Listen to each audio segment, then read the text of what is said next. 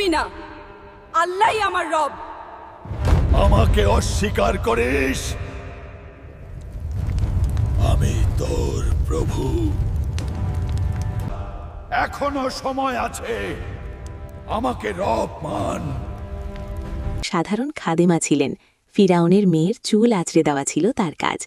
তিনি ছিলেন একজন মুমিন নারী। তার হৃদয়ে জ্বলত ঈমানের এক অবিনাশী আলো। একদিন রাজকুমারীর চুল আঁচড়াতে গিয়ে হঠাৎ চিরুনি পড়ে গেল। তিনি বললেন, বিসমিল্লাহ। রাজকুমারী থমকে গেল। এটা কি বললে? আমার বাবার নাম নিলে না কেন? খাদেমা শান্তভাবে বললেন, না শাহজাদি, আমার রব তোমার বাবা নন। আমার রব সেই আল্লাহ যিনি মুসা আলাহিকে পাঠিয়েছেন। রাজকুমারী রাগে কাঁপতে কাঁপতে ছুটে গেল বাবার কাছে। ফিরাউন দরবারে ডেকে পাঠালো সেই খাদেমাকে। কে তোর রব? বল। খাদেমা নির্ভীক কণ্ঠে বললেন, হ্যাঁ, আমার রব আছেন। তিনি তোমারও রব, তোমার বাবারও রব। যিনি তোমাকে সৃষ্টি করেছেন, ফিরাউনকেও সৃষ্টি করেছেন, মুসাকেও, হারুনকেও, সবাইকে তিনিই বানিয়েছেন। ফিরাউন তাকে লোভ দেখালো। আমাকে রব মেনে নে, ধন সম্পদ পাবে, না হলে কি হবে জানিস? খাদেমা মনে মনে দোয়া করলেন, হে আল্লাহ, আমার ঈমান লুকিয়ে রাখো, আমাকে অটল রেখো। ফিরাউন হুকুম দিল, গরম তেলের কড়াই আনো।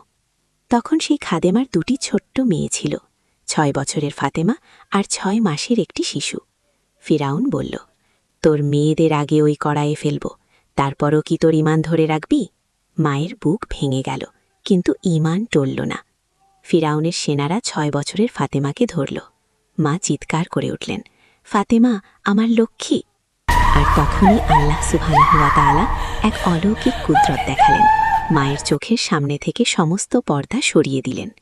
মা দেখলেন তার ছোট্ট ফাতেমার রূহ জান্নাতে হাসি মুখে বলছে, মা সবর করো, আমি জান্নাতে আছি, তোমার জন্য বিশাল পুরস্কার অপেক্ষা করছে। মায়ের চোখে পানি, বুকে আগুন, তবু ঈমান অটল। ফিরাউন আবার বলল, এখনো সময় আছে, মান আমাকে রব। মা বললেন, করো যা করার, আমার ঈমান বদলাবে না। তারপর 6 মাসের শিশুটিকেও সেই কড়াইয়ে ফেলা হলো। আল্লাহ আবারও পর্দা সরিয়ে দিলেন। মা দেখলেন ছোট্ট শিশুটির রূহ জান্নাতে শান্তিতে হাসছে। মা চোখ মুছলেন, মাথা তুললেন, বললেন, হে আল্লাহ, আমি প্রস্তুত। শুধু একটি শেষ ইচ্ছা জানালেন, আমার ও আমার মেয়েদের হাড়গুলো একসাথে একই জায়গায় দাফন করে দিও। ফিরাউন বলল, এই ইচ্ছা পূরণ করব। এরপর সেই মহান খাদেমাকেও সেই কড়াইয়ে ফেলা হলো।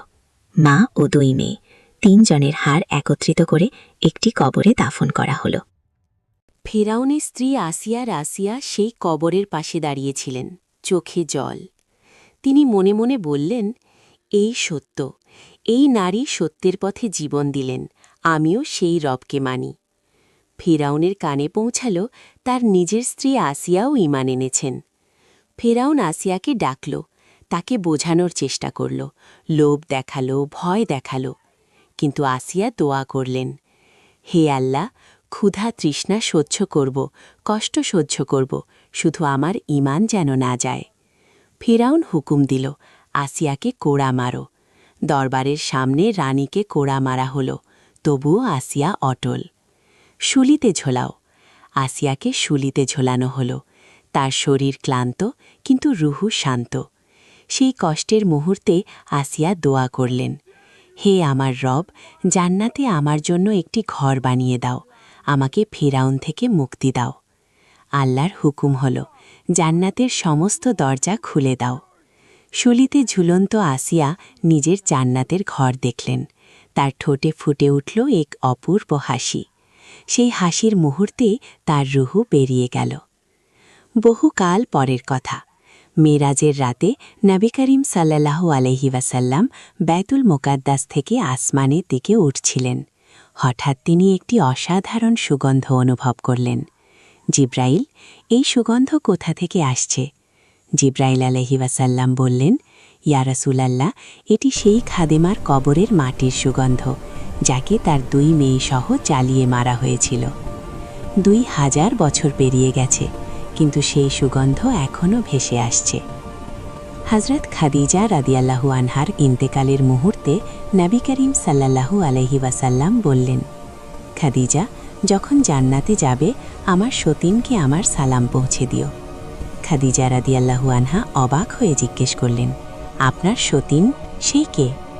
নবী করিম সাল্লাল্লাহু আলাইহি ওয়াসাল্লাম বললেন, ফিরাউনের স্ত্রী আসিয়া। আল্লাহ তাকে জান্নাতে আমার স্ত্রী বানিয়ে দিয়েছেন। সুবহানাল্লাহ।